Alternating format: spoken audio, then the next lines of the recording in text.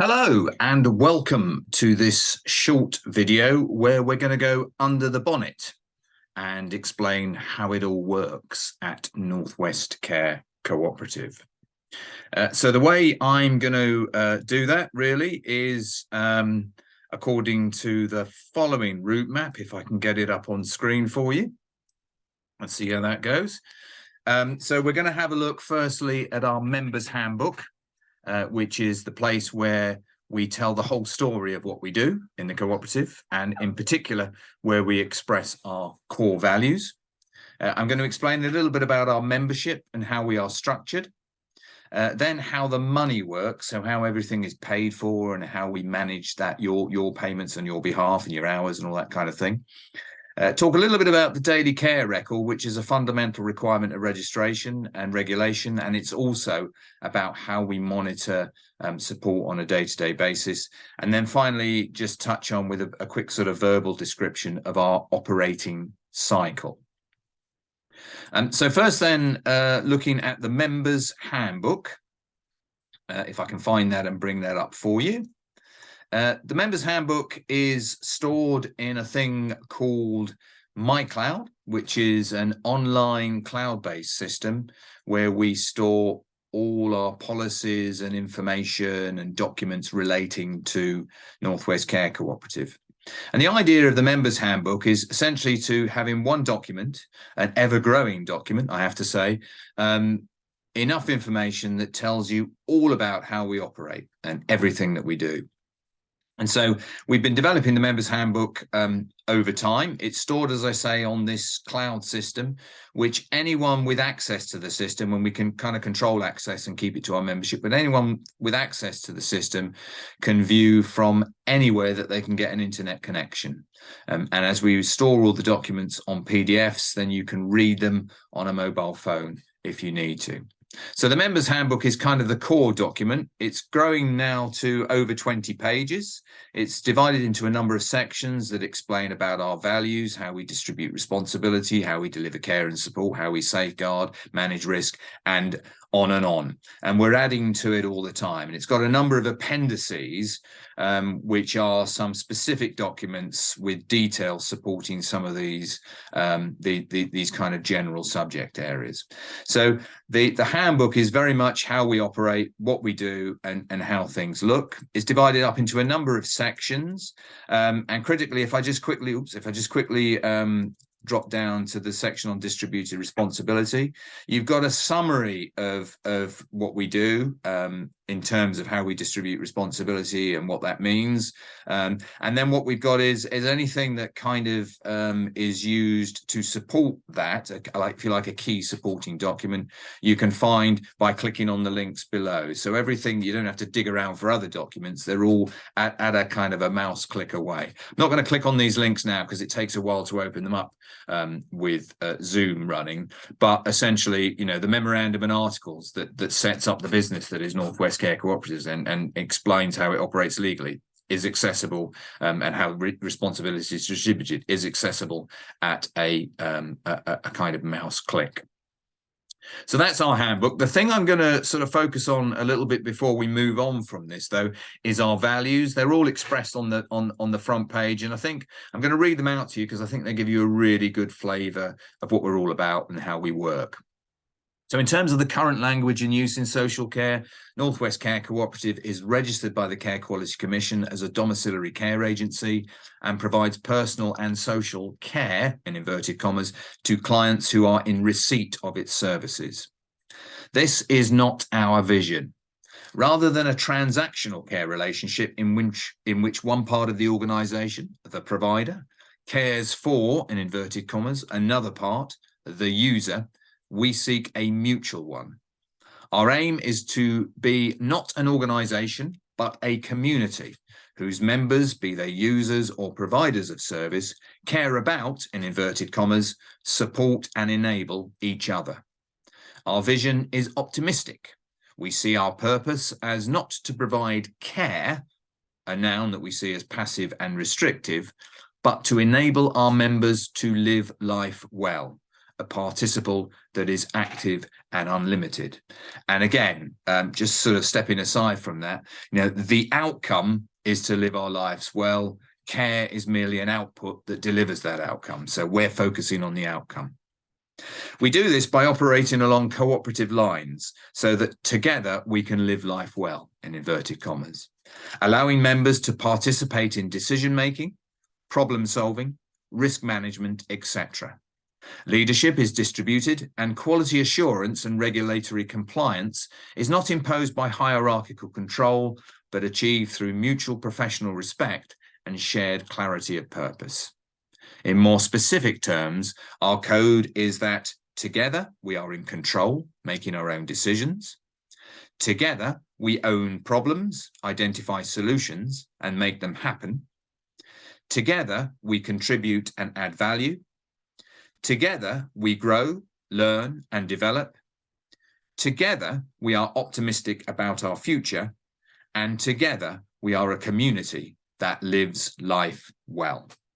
So there you go, on one page, very strong sense of our values and what we stand for and how we operate.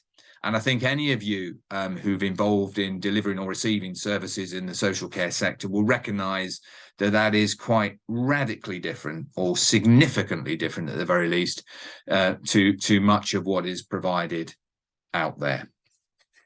Okay, so that's our handbook and our values, and that's the sort of first part of the roadmap completed.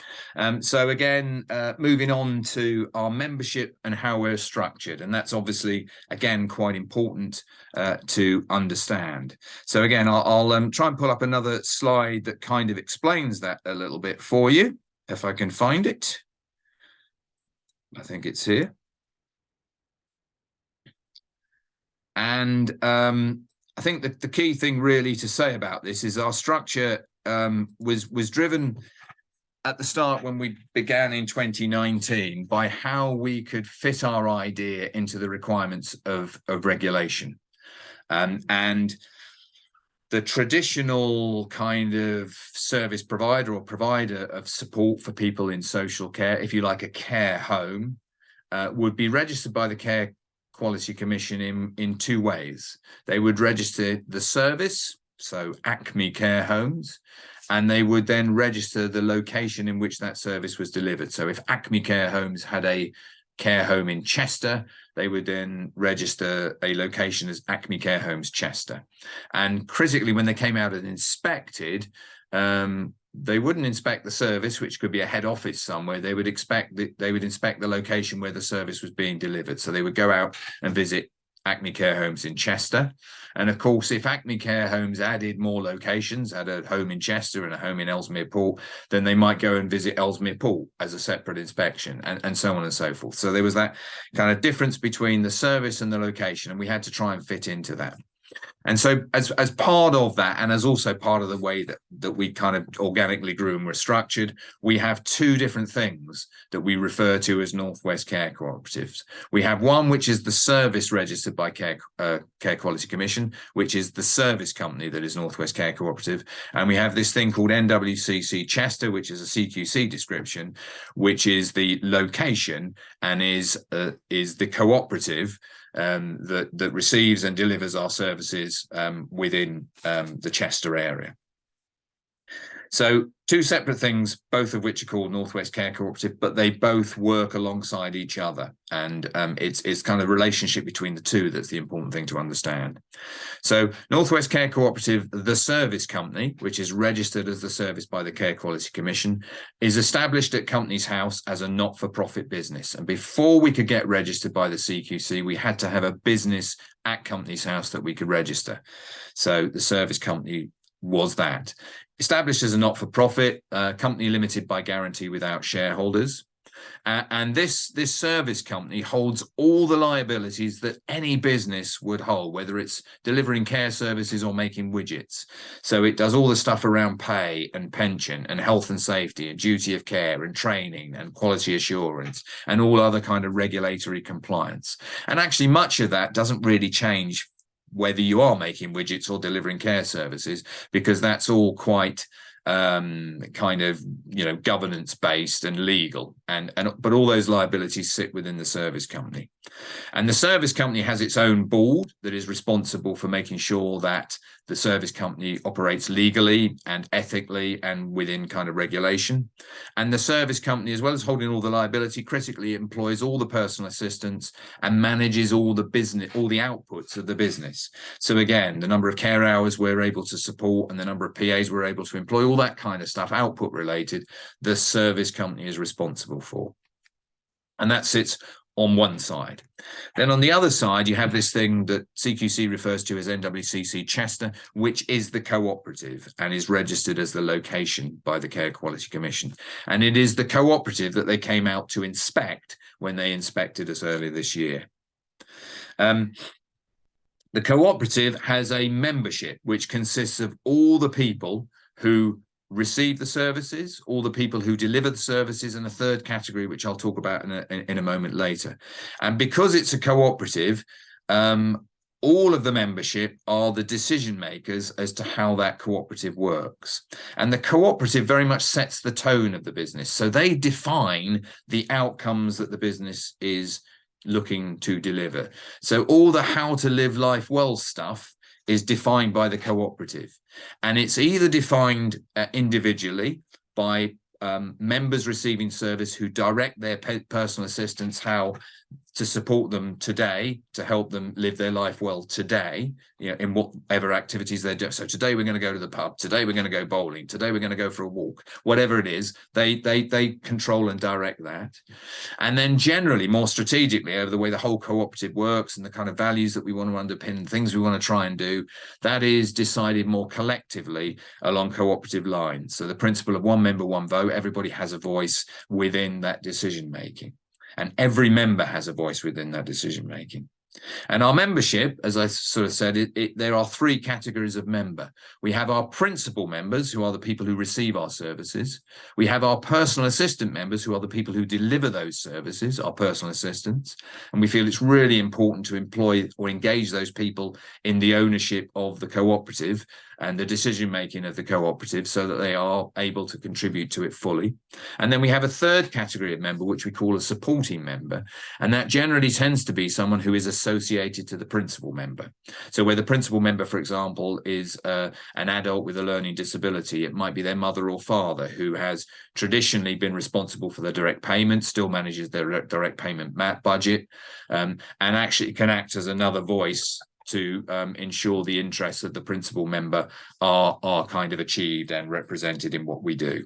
So we have those three categories of membership. That full membership is the cooperative, and it sets the tone and the style and the outcomes of the business.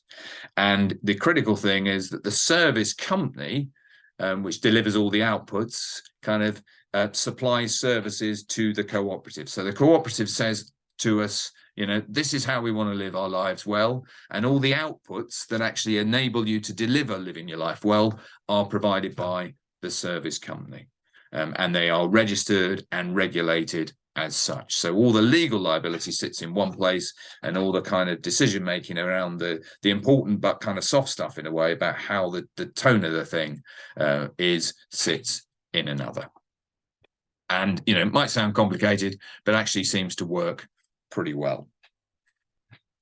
So that's our structure. I think the next bit under the slide is, which I'll just bring up to remind you, is how the money works. And so everyone who is a principal member of the Care Cooperative has some sort of support from a local authority or the NHS to fund their support, and that's usually in the form of direct payment or a personal health budget. We could have members who are privately paying for their support, but we don't actually have any at the moment. But there's no reason why we couldn't do that. So our members are all people who have received direct payments or personal health budgets, and the way the money kind of operates, I'll explain to you now. So what I've done is I've created a kind of fictitious principal member who we've called John Doe. Now, I'm not going to talk about the detail of his support needs because that's not relevant in a conversation about how the money works. So his support needs could be pretty much anything you want, but they're kind of defined in terms of time and hours of support per week. So John has a direct payment which funds 10 hours of support for him per week. The direct payment is paid at £14.50 an hour, which is a total of £145 a week.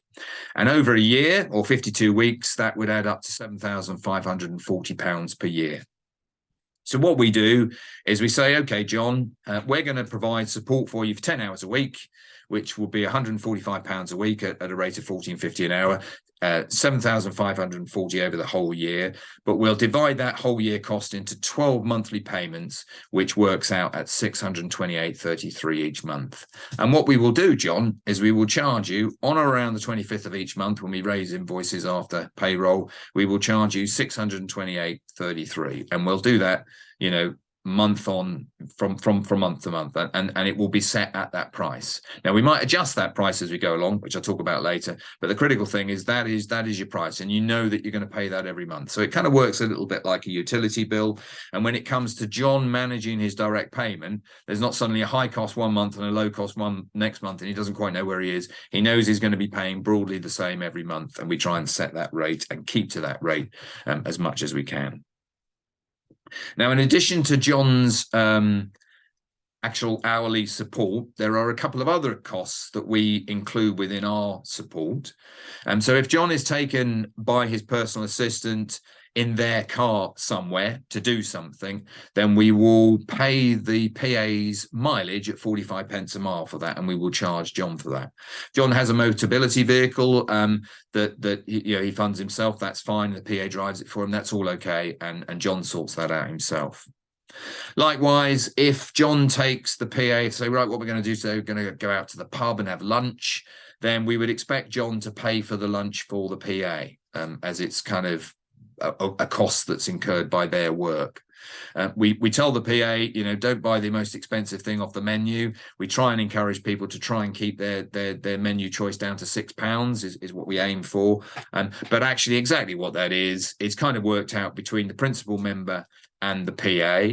That's where the supporting member is useful, just to check that the principal member is not kind of being taken advantage of in any way, which never really happens, but it's always nice to have that assurance. But those kind of costs are paid at the time by the principal member, and you know that they don't go through the business in any way. So that's sorted out between the principal member and the PA. And so what we then try and do is we put all those costs together, and I'll explain how that works in a minute. And we're trying to charge the same rate every month, so that when John's managing his direct payment budget, or John's mum's managing it on his behalf, or whatever, they know that they're going to be paying around the same every month, which makes their budgeting so much easier. So that's how that sort of starts off. So how that kind of functions month to month, I'll show you on another document which I've got hiding away somewhere here. Here we go. Let me bring this up, share this in the window. So this is the spreadsheet that we run for kind of every principal member, which kind of explains about their costs from month to month and how that works. So I'll just talk you through that, and you can kind of see how we manage this on the client's behalf as the year goes on. So at the start of the year, financial year April to March, start of the year, John used 43 hours in April. Now 10 hours a week. Actually, there are 4.3 weeks in every calendar month on average. So 10 hours a week, 43 hours a month is about right. He's bang on track of what he's got in his allocation. And he also did 65 miles that month. So you take the cost of John's support, what we pay the PA, paying them at £10.70 an hour, plus a little bit more that we pay to cover their pension contribution, to cover their leave that they might take during the year. and also a little bit that we have to pay as the employer's national insurance contribution. And the total cost of support, PA cost, comes to 55212. The cost of the mileage at 45p a mile is 29.25. And then as the service company that's doing all the work to do all this, we take a small margin, 9 or 10%, which comes to £49.69 to sort of support all this activity. So the total cost in John's first month is 63106. But we've asked John to pay us 62833. So once that's been paid, there is a slight debt in John's account. He owes us £2.73 at the end of the month. But we don't worry about that because, you know, month to month things change. And you know what? In May, the following month, John only uses 40 hours, 76 miles. That's a little bit higher. But the total cost comes to 59402. He pays us 62833. And actually, that means that he's now at the end of May, he's got a balance in his account of £31. Now, as that balance if that balance stays there, then there's £31 that John can draw down from his account to provide an extra 2 or 3 hours, probably an extra couple of hours there, isn't there, of support if he wants it 1 week. Or alternatively, if that sort of balance starts to grow a little bit too much, we'll just reduce his monthly costs because we don't want the balance to be too high because he simply won't use it.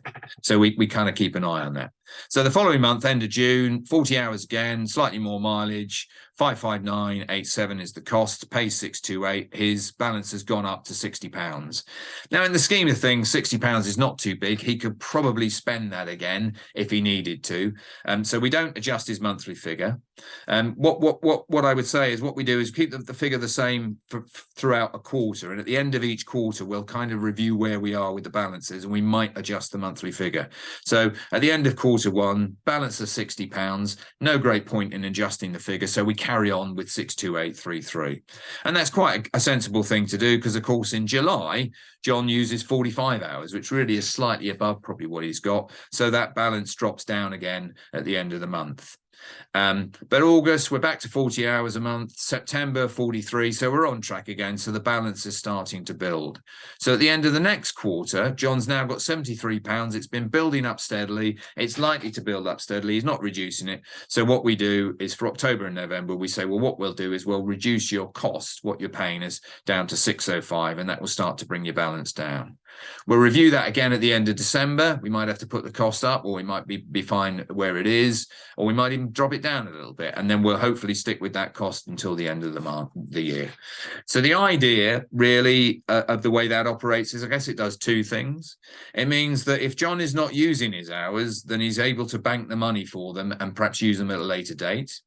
But if he's banking too much, we'll adjust the costs down to enable him to not have to pay as much in the future. And critically, what we're trying to do is make sure that John is generally paying the same amount each month. So he's not having a high month and then a low month and finding it really difficult to budget from month to month. He always knows that it's going to be around that figure. And the adjustments, if we make them, are small and evened out over time rather than, quite significant from month to month. So it's just designed to help manage everyone's balance a little bit easier. And of course, we have a little bit of mileage covered in there as well, which is fantastic.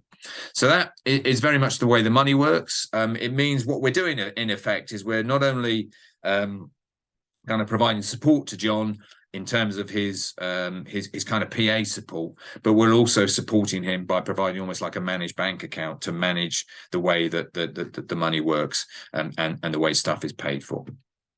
So that's that kind of side of it. The next item, second to last one, almost there now, is the daily care record. So I'll show you a little bit about that. The daily care record is a CQC requirement. We're required, as any care provider is, to maintain a daily record of care that tells people, what care has been provided, obviously day to day. Again, traditionally, you think of a care home kind of setting, then it will be a book by the client's bed. So somebody comes into their room, gives them some meds, feeds them a meal, props them up in the bed, helps them watch television or whatever. They'll just record an entry in the book. Because we support people in their homes and in the community, and 29 clients. We're not going to have 29 books all around, spread all around Cheshire and the Wirral, because the books, you know, great for recording stuff, but what it really needs to be is available for the registered manager to see what's going on and make sure the care is safe, caring, responsive, effective and well led, and kind of meeting all the CQC outcomes. So it's no good having 29 books spread across Cheshire that I've got to chase around on. It's much better to have the information coming back into one place. And so we use an app that you can download as a PA onto your phone to provide the daily record of care. And this is the app, or an example of it on your mobile phone. And I'll talk you through how it works. So this, you can see that looks like a mobile phone. So what you've got is you put in the name of the principal member that you're supporting. There's actually a drop-down list with all our principal members on, so you can just select their name off it. I'm not going to do that because that reveals their identities on this. Likewise, you put your name. Again, there's a drop-down list of your name, of all the names of our personal assistants. So you enter that there. You put in your start time, again, various drop downs, and you just select the time, whether it's morning or afternoon.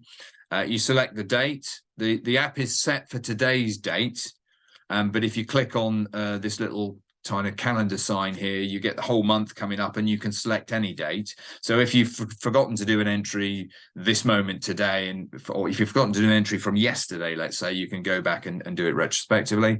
You put in any mileage that you've claimed today.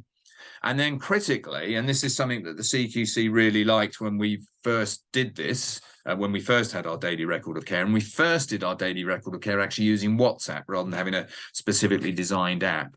But what you can do is you can add a photograph that captures the activity that you've done. So if you're the PA that you've taken John out to the pub, for example, that's been what you've done today, then you can take a picture of you and John in the pub on your phone. You can then click browse files, find that picture on your phone, click on it, add it into your daily record of care, and that will get sent as part of the record. And of course, the photo's fantastic. Like they say, a picture paints 1,000 words. You know, you can kind of pick up a lot of detail from the picture. You can see whether the principal member's having a good time or a bad time. You can see actually if they're doing the thing that they're supposed to be doing according to the description of the activity. So if they're in the pub, you can see from the photograph that they're in the pub.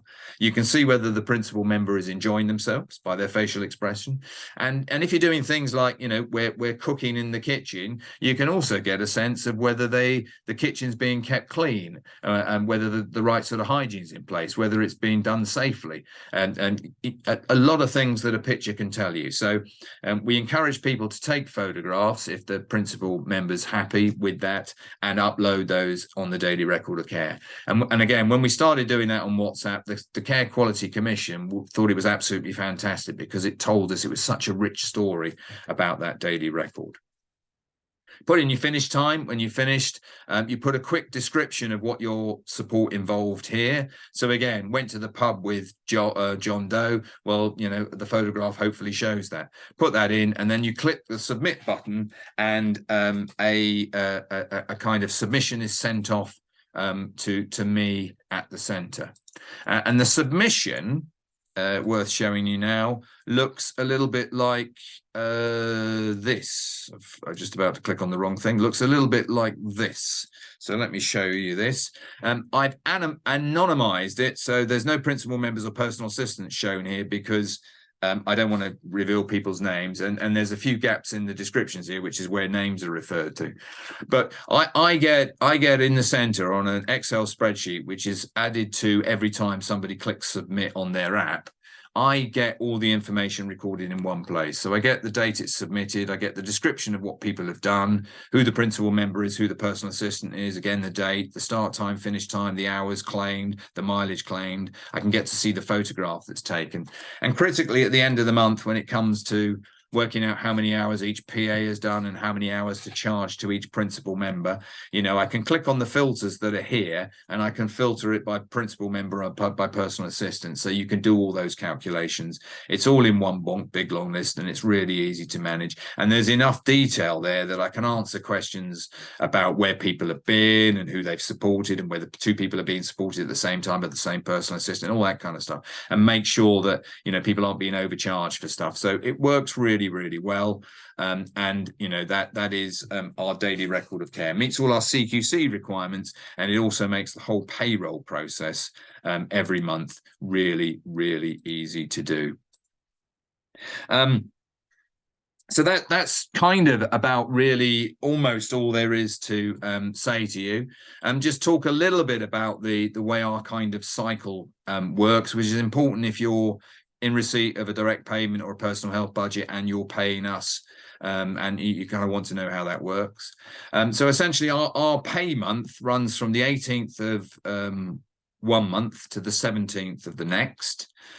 People are, you know, your personal assistants are kind of recording their hours on the app, as you've just seen, and come the 18th of any given month, I will download all that information from where it's kind of stored, put it on a spreadsheet, and then start to calculate personal assistant pay. And also how much to charge each individual client, depending upon how many hours they've had over the course of that time and their miles and so on. And all that's done. I give myself a few days to do that. It's got slicker with all this, but actually payday for our PAs is on the 24th of each month. And the thing I've kind of promised and guaranteed since we've been running, and we've never missed it yet, is that, you know, hell or high water, they will get paid on the 24th, and they have done. And the critical thing is it's been a massive improvement for some of our PAs who might kind of work for 2 or 3 different clients and get paid at different times for each client. You know, it all comes on different pay slips, and an absolute nightmare in terms of, you know, managing their deductions with HMRC and getting their tax rates codes and all that right.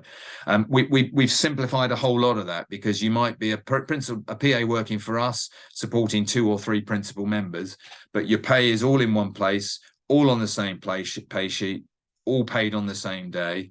And we've had horror stories again when we first started off using various payroll providers where checks were sent out and all this kind of thing, that, you know, you might finish your pay month on the 17th of one month, but it could take you almost until the 18th or the 17th of the next month before the money hits your account. Well, with us, you know that you're going to get paid on the 24th, and it's going to be one pay slip covering everything that you've done in that month for all the clients that you've done it. So it's a lot smoother and a lot slicker. And then for the people who are receiving support, what we do is I calculate how much that is per month. And on the 25th, they get sent their invoice, which will be for the same amount pretty much every month. So actually, if I haven't quite, if I haven't quite added up all their hours by then, it doesn't particularly matter because it's the same amount every month. But they then pay their bill with an invoice going out on the 25th, and we have 30 days terms for that invoice. And then behind the scenes, I'm adding into those spreadsheets that we've done to help manage the payments over the whole year. And if suddenly this month's been really expensive or been really cheap and we need to adjust that payment, then at the end of the quarter we'll do that just to even it out over the whole year. So, I think quite a good kind of operating cycle. And, we've got people who are great at paying and will pay pretty quickly. So we've usually recovered all the money that we paid out in PA costs by the time of the next payday, which is fantastic for our cash flow and keeps our sort of margins really tight and low, and is the way we want to operate. So that is it, really. I've taken you quickly under the bonnet, and just to remind you, have explained about our members handbook, where you can find it, the stuff that it covers, and particularly our core values. I've explained a bit about our membership and how we're structured. I've explained to you how the money works, and how that's all set up, and the way we try and support you in managing that and take away the aggravation of it being high one month, low the next month, and just try and even it out over the whole year for you. Talked about the daily care record and how we monitor things day to day. It's worth kind of saying that what we don't do is I don't go back to you and check that the hours that the PA is claiming are precisely those that you're claiming. We can always do that at any point, but I don't routinely do it. As long as it's generally fitting with the profile month to month, then we're happy with that. And then I've explained a little bit about our operating cycle and how it operates from month to month. So that's us. Hope you found it useful, and we'll be in touch with more stuff as we go.